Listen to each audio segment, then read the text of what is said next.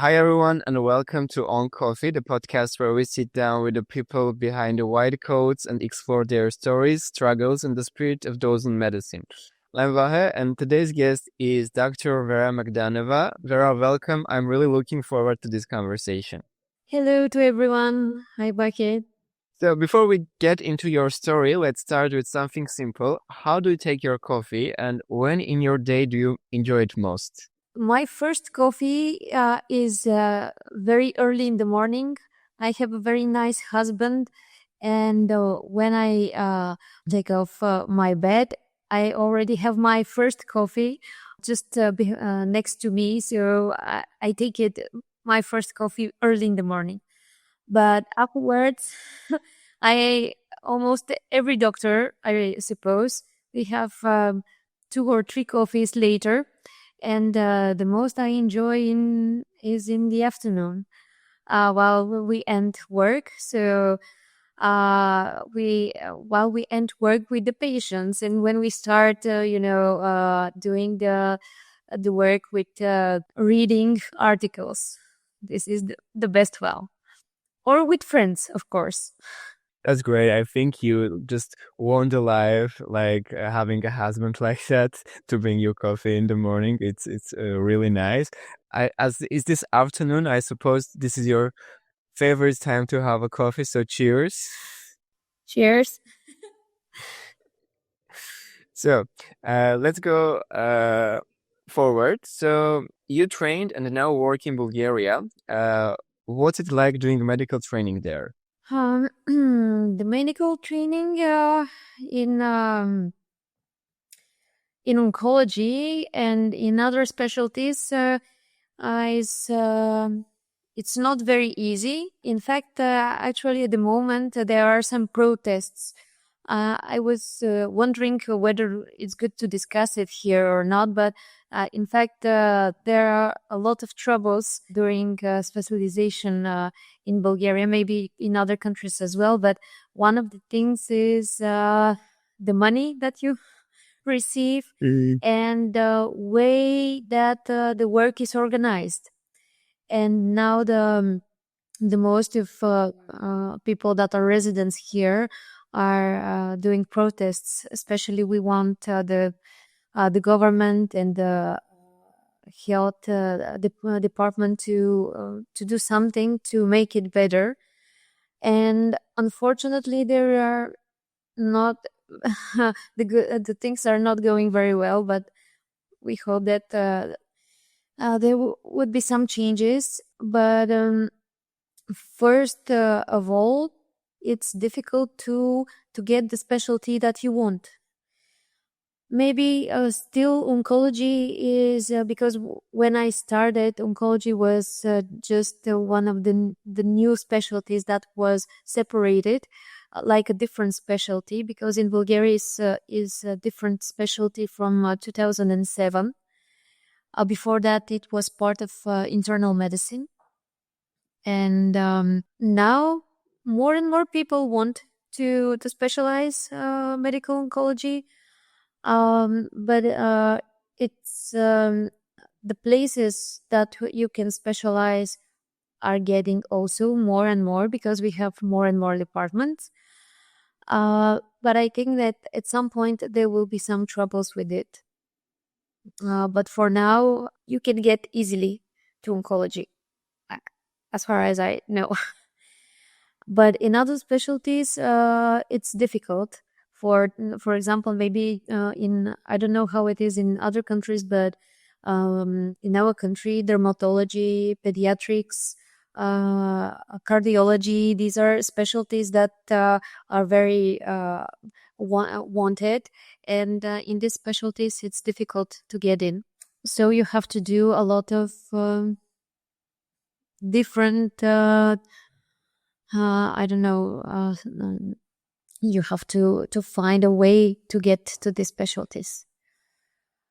Got So it. the Yeah. thing is difficult is to get in. Then the difficulty is to go through the training. And in fact, one of the worst things as I can see it from my point of view nowadays, is that you are not, the practical part is one of the things. Maybe in Bulgaria, it's not so hard to get to the practical side of the specialty, of the training, but it's difficult for on the other side when you want to write more articles and to learn how to the scientific part of the game. This we do not get a very good training for this. So, as far as I understand, you have several problems in Bulgaria. One of them is like you're not paying well. So the second one is you have a lots of students, but not enough spots for them to get into training. I also know that doctors are leaving Bulgaria. So, and your government is doing nothing for that. So I don't know what they are trying to do, because if all of the doctors leave the country, there will be no doctors left. So especially young generations, and the others will become older and older, and at some point they can just practice medicine. So what's they gonna do later? We don't know. It's really a huge problem at the moment, and we are trying to push the government to think over it, because and they say, one of the people from the government, what this was like a huge scandal just a week ago, that they had a conversation with the medical students and the people from the protest, and he just said, okay, if you don't want the things that we are giving you as a solution, we can just get some people from abroad to work for 500 euro. And it was a huge scandal, at 500 euro at the moment. It's really most of the, not most, but some of the training students in training are getting 500 euro. Can you imagine? And we are moving into euro section, so we are getting euro from the January, and I don't know what we are going to, when they convert our salaries in euro. It will be a big disaster, and Yes, because correct. of it's difficulty, because you are yes, resident, but you have to do a lot of work that is very important. You are not just someone that is on the just next to the main doctor and doing nothing. You and just looking and having teaching, receiving some teaching or something like this. So they do a lot of work. And the other thing is the nurses. The nurses also, this is a very bad situation with them, and this problem is even worse. This is the worst problem in our system for now, because we do not have a lot of nurses. Because the medical students, when they finish their studies, they can go abroad, but you know that a lot of them return back, because the other part of the world are not, they also have problems, and they have also difficulties. So sometimes people go return from Germany, from France, from Austria, and they stay there for a while and they come back. But nurses, this is disaster. Most of the nurses are nowadays above 60 years old. Can you imagine? It's not attractive to become a nurse.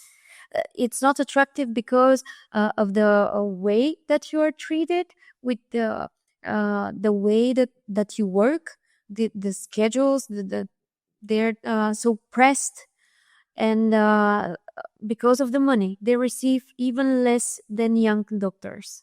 Got it. So this is a huge problem, I think, and I hope your government will do something to improve the situation in your country, because I think like no one will come to Bulgaria from their home country to work like for 500 euros. I think it sounds stupid. And I'm very happy like that you share the situation in Bulgaria, because one of the goals of this podcast is to raise awareness about the problems that residents or young doctors have in their home country. So thank you for sharing that. Let's go a little bit further. Oncology is a heavy field, and sometimes it can be like emotionally so heavy. How do you handle the psychological side of your work? It becomes more difficult with years, in fact, and you have to do something outside of the work, and you have to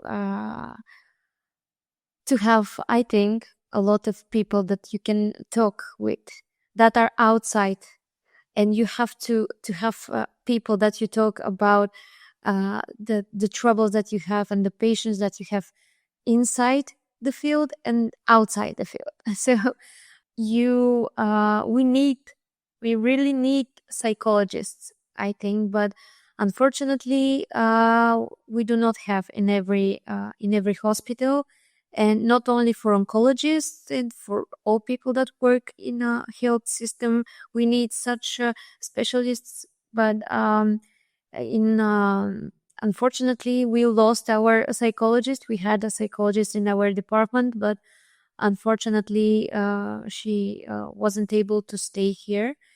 And I think that it's very important to have someone to discuss how you feel. And the one of the most difficult things I think I was thinking about recently is because when you work more and more, you become older, and the people around you more know more and more people, and they become more and more ill. And there are a lot of your personal relatives and friends, they become your patients at some point, or their family and their friends. And this is one of the worst things. I'm sorry. In fact, now I realize that I'm talking only about something worse, worse, worse. I repeat this word. It's not very good.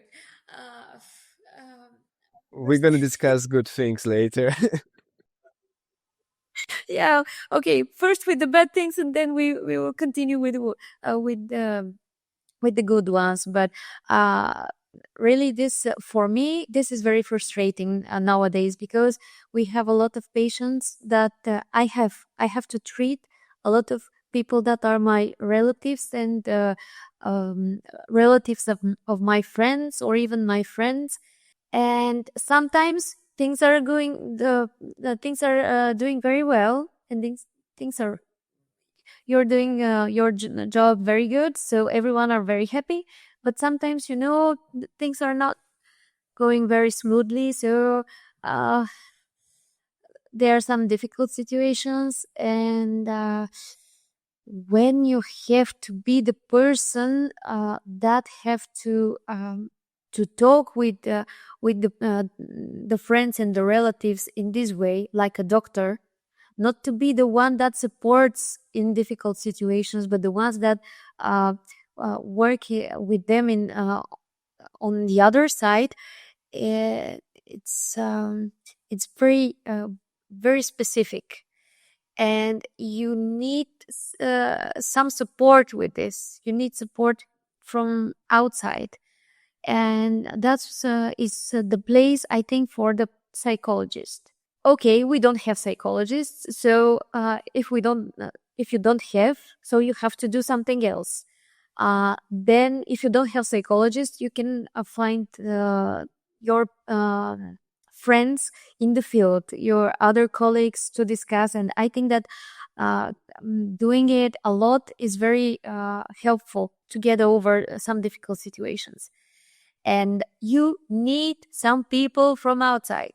So do not be only surrounded only by colleagues and by people that are doing medicine, and no matter what kind of the field they're working on, but you need people that are free from this burden, so you can discuss.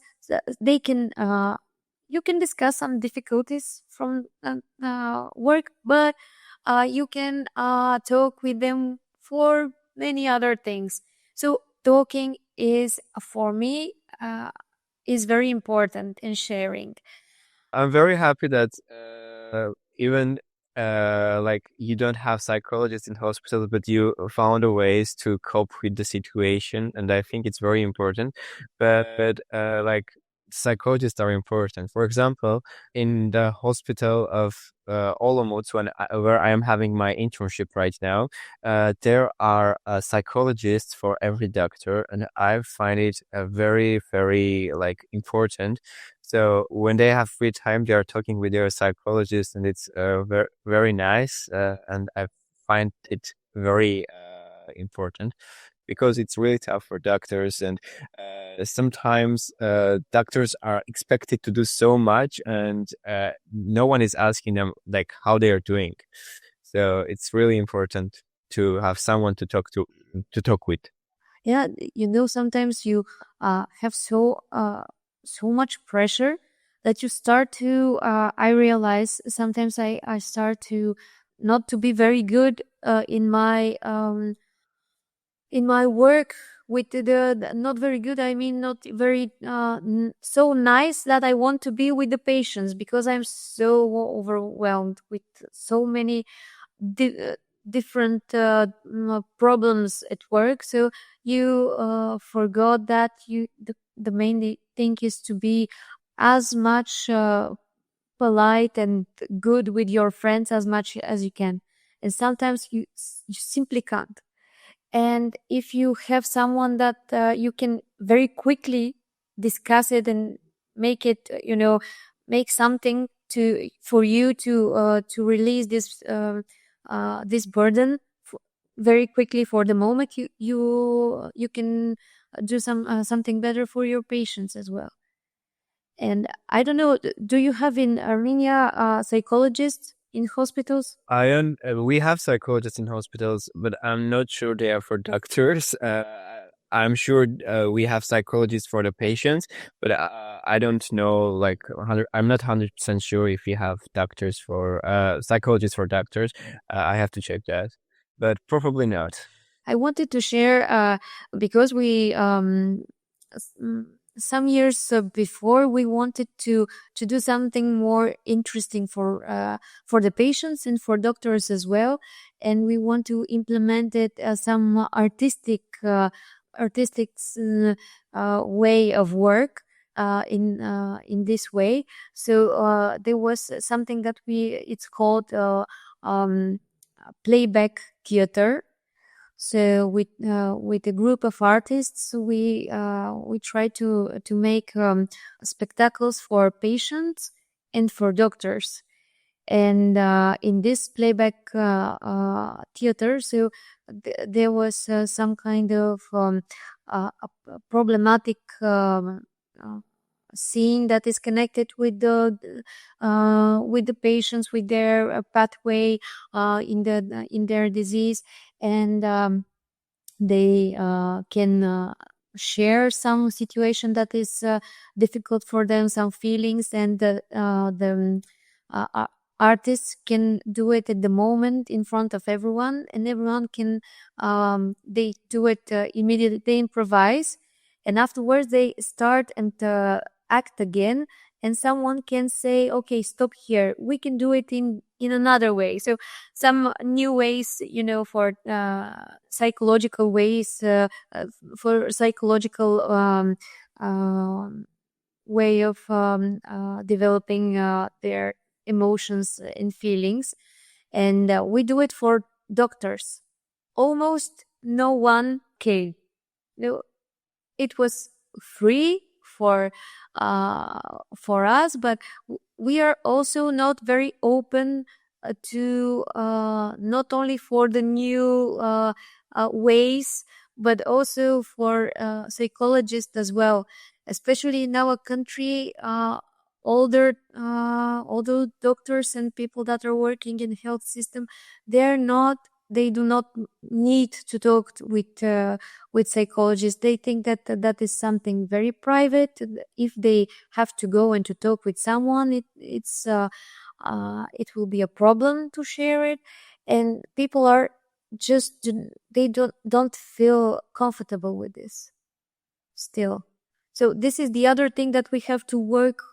Maybe younger generations, they will be different, but for now we need to do much more work to open ourselves for this. Thank you for sharing that. It was really interesting. And now let's just move from sad things to a little bit happier things. So you did your PhD recently. Can you please share about your PhD a little bit?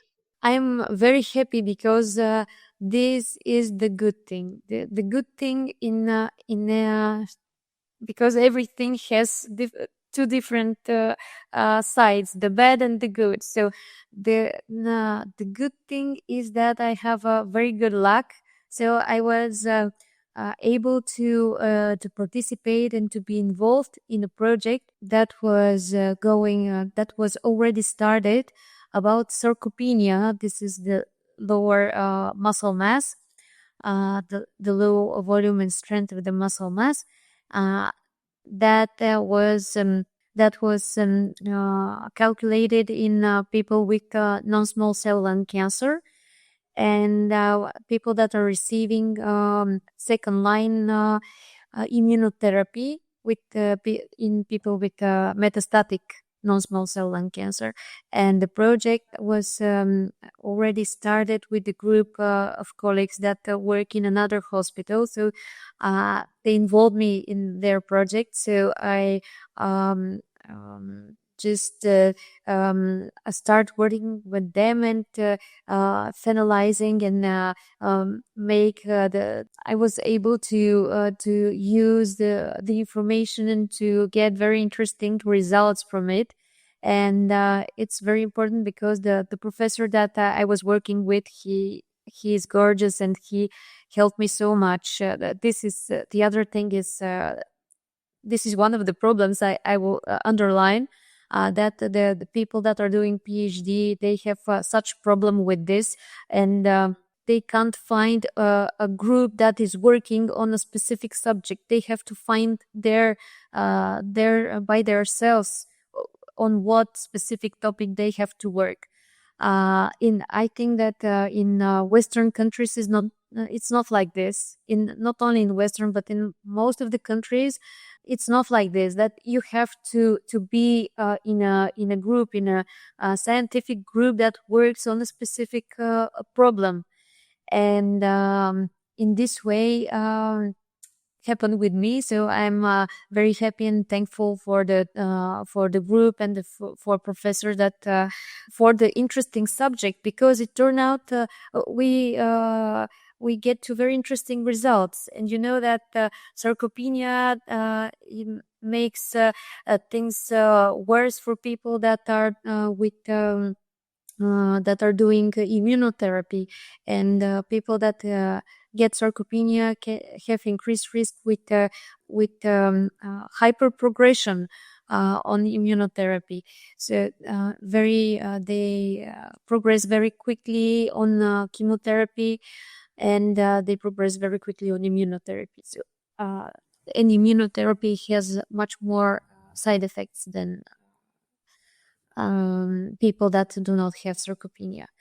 And it was I was writing the PhD while I was pregnant, and while I first time, then second time, and then when I come back to work, there was a lot of time that I was waiting to finish.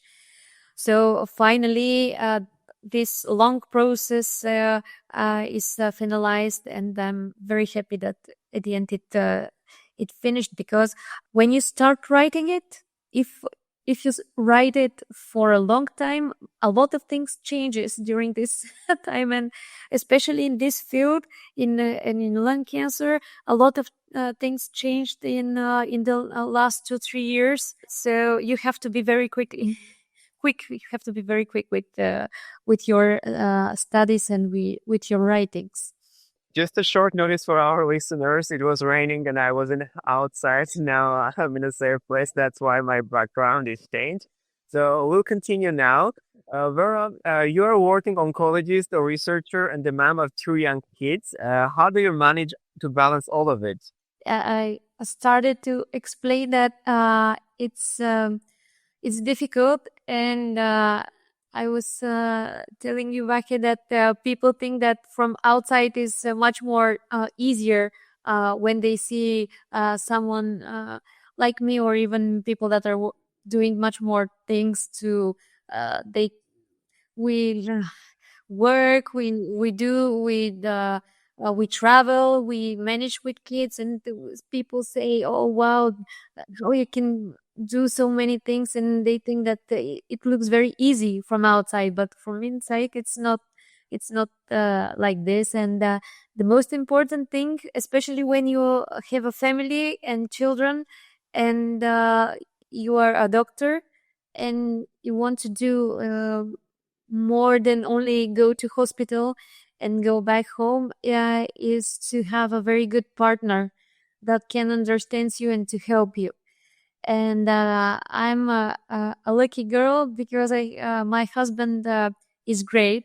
Well, I'm superstitious and I don't want to say everything good about him.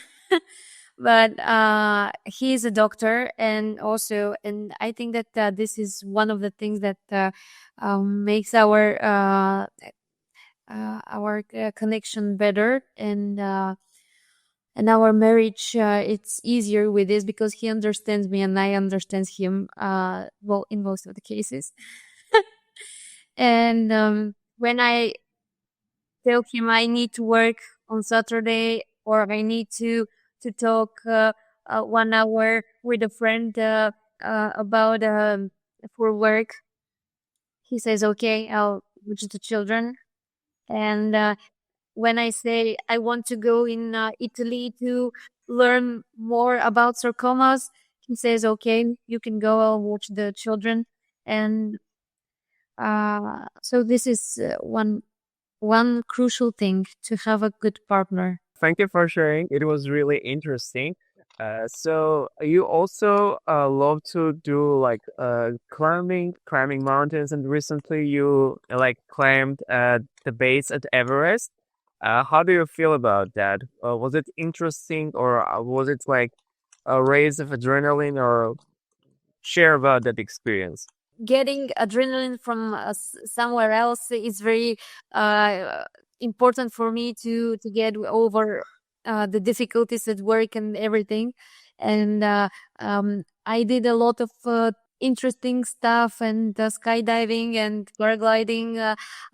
I'm not doing it oftenly, but I've done it several times. And going to mountains, and now climbing 5,000 meter peaks. It's very interesting, and going to the Everest base camp was, of course, it was amazing experience. But in fact, it's not so such thing that people are thinking of. You are going to Everest base camp. It's like going to Everest by itself.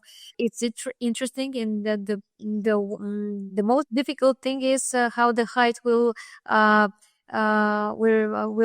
your body will react on the height. It's interesting because Nepal, I haven't been there. The people are interesting. The place is interesting. The nature, and we climbed. In fact, the Everest base camp.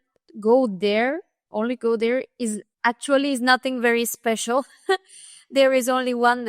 You go there. You enter to the Everest base camp. You go just to the border because you